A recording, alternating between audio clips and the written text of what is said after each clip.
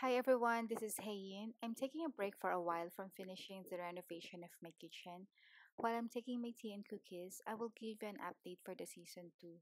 First of all, thank you so much for loving my new 4 burner stove. Thank you for your very supporting comments and you inspire me to make more videos. As I'm saying earlier, I'm not yet done in renovating the kitchen. Hopefully, I can finish this at the end of this week. Some of you are asking me where's the chef of Miniature Cusina. The reason I don't have much appearance because currently I only have 2 sets of clothes and a pair of shoes. I apologize for seeing same outfit every episode. By the way, I accept gift and sponsors. I'm still learning to make my own clothes and surely I will share on how to make your own.